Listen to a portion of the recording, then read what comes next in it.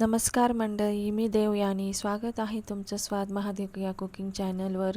चला तर आज आपण बघणार आहोत चिमण चुकुल्या. तुम्ही चुकुल्या अशा अनेक प्रकारच्या बघितल्या असेल तर पण आपण खूप वेगळ्या पद्धतीने ह्या चुकुल्या बघणार आहोत.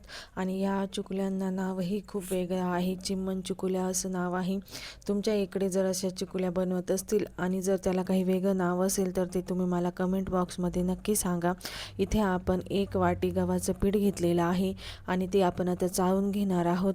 ते पीठ चाळून झाल्यानंतर त्यामध्ये आपण चवीनुसार मीठ टाकून घ्यायचं आहे. आपण हे पीठ मळताना तेलाचा बिलकुलही वापर करणार नाही आहे. हे पीठ एकदम घट्टसर मळायचं आहे. चला तर मग आपण हे पीठ एकदम घट्ट मळून घेणार आहोत.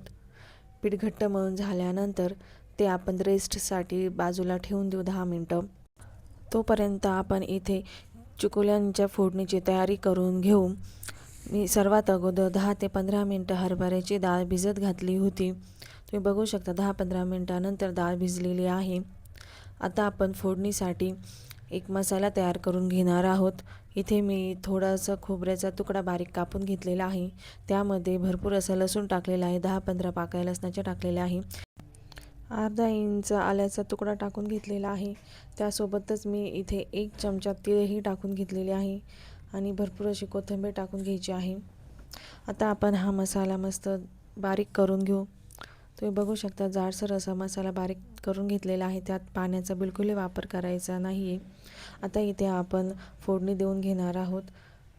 इथे मी कढईमध्ये 1 चमचा तेल टाकून घेतलेलं आहे आणि त्यामध्ये मोहरी तडतडल्यानंतर इथे मी 1 कांदा बारीक चिरून त्यामध्ये गुलाबीसर तळून घेणार आहे. कांदा गुलाबीसर तळून झाल्यानंतर आपण जो मसाला तयार केला होता तो त्यामध्ये टाकून घ्यायचा आहे. खोबरं, तीळ, लसूण, अद्रक, कोथिंबीर या सर्वांचा मसाला तयार केलेला आहे. मसाला 1 मिनिटभर चांगला परतून घ्यायचा आहे. तुम्ही बघू शकता व्यवस्थित परतून झालेला आहे. आता त्यामध्ये आपण काही बेसिक मसाले टाकून घेणार आहोत. इथे मी 1 चमचा काश्मीरी मिरची टाकलेली आहे. अर्धा चमचा हळद टाकलेली आहे. लाल तिखटही 1 चमचा टाकलेला आहे. धना पावडर टाकलेली आहे 1 चमचा आणि गरम मसालाही टाकलेला आहे.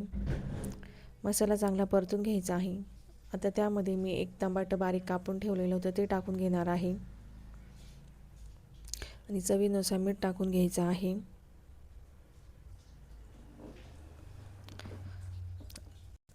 मसाला जळू नये म्हणून त्यामध्ये मी थोडंसं पाणी टाकून घेणार आहे.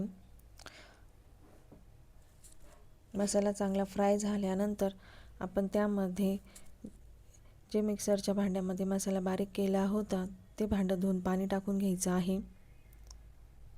मी इथे 1 ते 1.5 ग्लास पाण्याचा वापर केलेला आहे आणि आपण इथे जी हरभऱ्याची डाळ 10-15 मिनटं भिजत घातलेली होती ती त्यामध्ये टाकून घ्यायची आहे. आपण आता या दिलेल्या फोडणीला उकळी येईपर्यंत जे पीठ मळून ठेवलेलं होतं त्याच्या चुकुल्या तयार करून घेऊ. आता हे पीठ अगोदर तेल लावून व्यवस्थितरित्या मळून घ्यायचं आहे. तुम्ही बघू शकता व्यवस्थित मुरलेलं आहे आपलं आता हे पीठ. आता ह्या पिठाचा एक छोटासा कणकेचा गोळा घ्यायचा आहे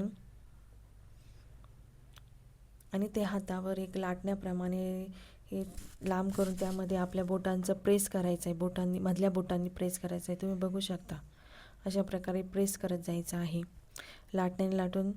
लाटण्यासारखं लांबट लाटून ते मधल्या बोटांनी प्रेस करायचे.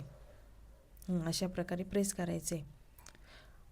तुम्ही अशा प्रकारे सर्व कणकेचे लाटणे म्हणजे चिमण चुकुल्या तयार करून घेऊ शकता. आपण आता ह्या सर्व कणकेच्या चिमण चुकुल्या तयार करून घेतलेल्या आहे. अशा प्रकारे त्याला शेप द्यायचा आहे.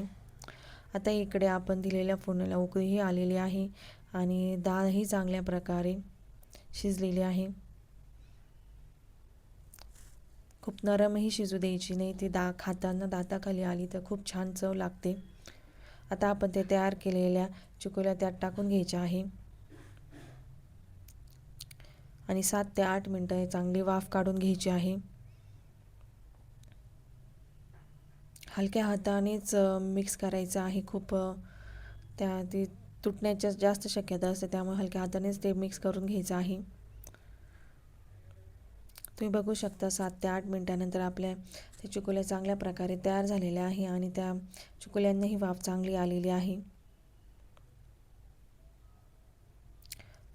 तुम्ही जर अशा प्रकारे हे कधी चिकोल्या केल्या असतील तर कमेंटमध्ये नक्की सांगा. आणि तुम्ही तयार केल्यानंतर तुम्हाला ही रेसिपी कशी वाटली तुम्ही मला कमेंटमध्ये नक्की कळवा. आणि व्हिडिओ जर आवडला असेल तर लाईक करा, शेअर करा आणि सबस्क्राईब करा. ह्या खाण्यासाठी खूप टेस्टी लागतात. धन्यवाद.